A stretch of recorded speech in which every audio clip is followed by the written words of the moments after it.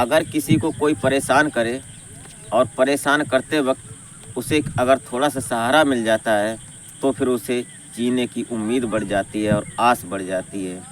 खासकर जब कोई छोटा व्यक्ति कोई बड़ा व्यक्ति उसको सताता है, छोटे व्यक्ति को, तो वो उम्मीद करता है किसी बड़े आदमी से सिफारिश करे या फिर आगे बढ़कर कानून का सहारा ले। और कानून में सर्वप्रथम अगर कोई आता है तो वो पुलिस होती है। और पुलिस का जब सहारा लेता है कोई कमज़ोर व्यक्ति को, अगर कोई गुंडा या दबंग व्यक्ति सताता है तो फिर वो पुलिस का जब सहारा लेता है तो उसे फिर जीने की उम्मीद बढ़ जाती है। भले ही पुलिस उस पर कार्रवाई करे या न करे, काम तो करेगी लेकिन धीरे से करेगी या स्पीड में करेगी, ये मामला पुलिस का है। लेकिन उस व्यक्ति ने जिसने शिकायत की है और जो अपनी रिपोर्ट दर्ज कराई है उसे एक सहारा ये बन जाता है कि शायद हमारी कानून सुनवाई करेगा, इसलिए उसे जीने की थोड़ी आस बढ़ जाती है। लेकिन आज सवाल इस बात का है कि अगर उसी पुलिस के ऊपर, उसी पुलिस के नुमाइंदे पर अगर कोई ऐसा संकट आता है कि वो परेशान हो जाता है, उसे एक आम आदमी, एक आम जनता परेशान करने लगे और फिर वो जीने की गुहार लगाए और फिर सोचता रहे, इतना मेंटली डिस्टर्ब हो जाता है कि वो फिर आत्महत्या कर लेता है, एक कानून का ही नुमाइंदा। आज चर्चा करेंगे, आज इसी पुलिस के कांस्टेबल की जो सिपाही था उसने अपनी आत्महत्या क्यों कर ली और क्यों अपनी जान के साथ खिलवाड़ किया। तो वीडियो में अंत तक बने रहिएगा, वीडियो पॉइंट टू पॉइंट बताएंगे, कोशिश करेंगे हर पॉइंट को विस्तार से समझाने की। और आशा करते हैं कि आप अपने परिवार के साथ स्वस्थ और मस्त और खुशहाल ज़िंदगी जी रहे होंगे। इसी आशा के साथ हम ईश्वर से कामना करते हैं। तो वीडियो अच्छी लगे तो लाइक कर लें और चैनल को सब्सक्राइब कर लें ताकि हमारा हौसला बढ़ता रहे। तो नमस्कार, प्रणाम, मैं अजय कोहली। आज की जो सच्ची घटना मैं आपको सुनाने जा रहा हूँ, ये घटना उत्तर प्रदेश का एक ज़िला पड़ता है गाज़ियाबाद, और गाज़ियाबाद का एक कस्बा पड़ता है, शहर पड़ता है बुलंदशहर। इस बुलंदशहर में एक जगह पड़ती है, उस जगह पर ईवीएम का जो ईवीएम अभी इलेक्शन में जो वोटिंग हुई थी, उन इलेक्शन की जो ईवीएम थी, उन ईवीएम को संभाल कर एक जगह रखा गया था, जो चिन्हित जगह होती है। ये सरकारी काम था तो वहाँ पर रखी हुई थी और इसके बीच में वहाँ पर 2 सिपाही लगाए जाते हैं उसकी निगरानी रखने के लिए, उसकी पहरेदारी करने के लिए। क्योंकि ईवीएम मशीन एक ऐसी चीज़ है कि वो 1-2 घंटे में बनने वाली चीज़ नहीं है, वो 1-2 दिन में बनने वाली चीज़ नहीं है, उस पर रिसर्च होती है और ये पूरी कानून को पलटने का, सत्ता पलटने का सिस्टम होता है ईवीएम से। इसलिए ऐसा किया जाता है कानून के संज्ञान में और कानून की नज़र में और हर किसी की नज़र में कि जो ईवीएम अभी काम कर चुकी हैं उनको सुरक्षित रख दिया जाए ताकि अगले इलेक्शन तक वो सुरक्षित रहें और फिर उसी मशीन से दोबारा फिर काम लिया जाए। इसलिए उनको एक जगह पर सुरक्षित रख दिया जाता है। भले ही उनका किसी व्यक्ति से कोई लेना देना नहीं है और उन मशीनों का कोई काम भी नहीं है, लेकिन कानून तो कानून होता है, सुरक्षा एक अपनी करनी पड़ती है हर किसी को। तो कानून की नज़र में वहाँ पर 2 सिपाही लगे हुए थे। इन सिपाहियों में एक सिपाही होता है जिसका नाम पम्मी होता है और एक सिपाही होता है जिसका नाम ध्यान सिंह होता है। अब ये दोनों सिपाही इस जगह पर जहाँ ईवीएम मशीन रखी हुई थी, यहाँ पर ये इनकी ड्यूटी थी और हर रोज़ की तरह वहाँ पर ड्यूटी आना होता था इनको। अच्छा, इनके पीछे चलते हैं थोड़ा। ये जो ध्यान सिंह और पम्मी होते हैं ये बहुत अच्छे मित्र होते हैं। पीछे से ये रहने वाले बुलंदशहर के होते हैं, ज़िला बुलंदशहर पड़ता है। और बुलंदशहर में ये जो पम्मी होते हैं यहाँ के रहने वाले थे, यहीं पर इन्होंने पढ़ाई की और पढ़ाई करने के बाद 2018 के बैच में ये सिपाही के तौर पर चिन्हित हुए और ये कांस्टेबल पद पर तैनात थे। इनकी पोस्टिंग अलग अलग होती रहीं लेकिन दोस्ती बरकरार रही। आज ये दोनों लोग यहाँ पर एक साथ बुलंदशहर में ड्यूटी कर रहे थे।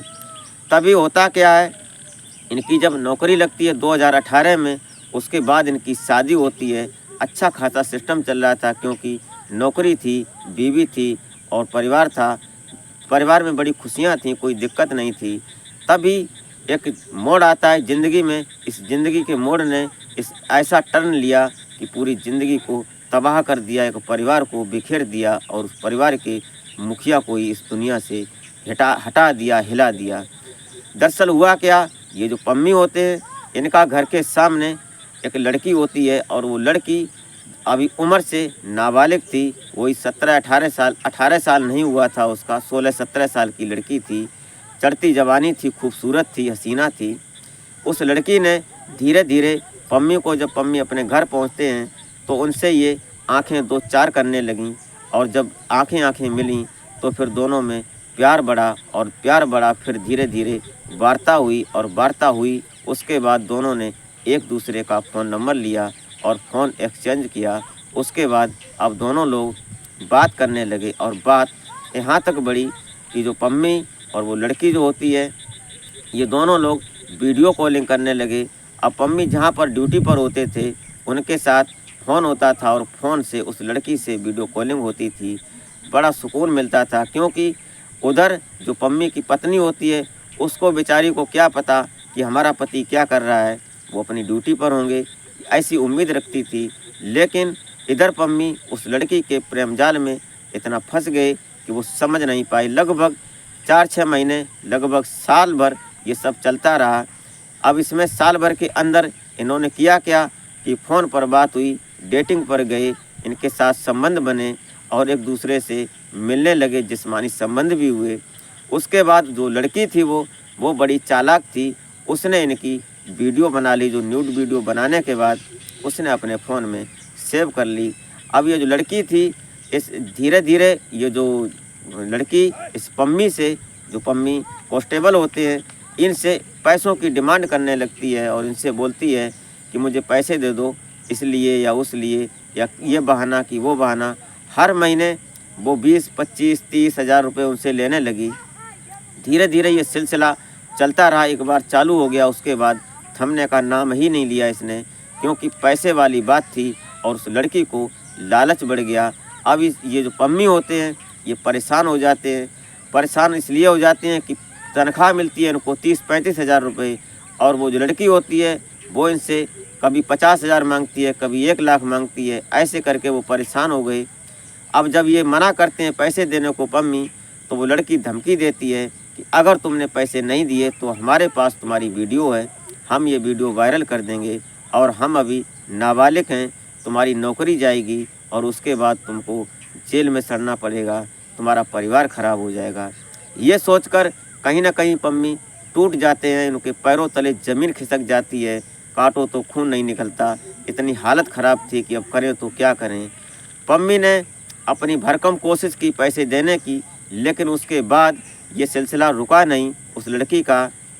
पम्मी ने अपनी पत्नी के जो गहने जेवर होते थे उनके पास, उस पत्नी के पास चोरी से उन जेवरों को भी बेच दिया, और बेचने के बाद उस लड़की को पैसे दिए, लेकिन तब भी वो लड़की नहीं मानी। अब ये पम्मी उसके सामने हाथ जोड़कर गिड़गिड़ाते भी थे कि माफ़ कर दो मुझे, मेरे से गलती हो गई, अब मैं ऐसा कभी नहीं करूँगा। लेकिन वो कहाँ सुधरने वाली थी और कहाँ मानने वाली थी, क्योंकि अभी चढ़ती जवानी की हसीना थी। उसने इस बात को मजाक बना लिया और एक ज़िंदगी के साथ खिलवाड़ कर दिया। अब ये जो नहीं रुकती है, पैसा बराबर मांगती रही। एक बार पम्मी को अपने आप पर गिलानी महसूस हुई और इन्होंने जहर खा लिया, लेकिन आनन फानन में डॉक्टरों के पास जब ले जाया गया तो उन्होंने इन्हें बचा लिया।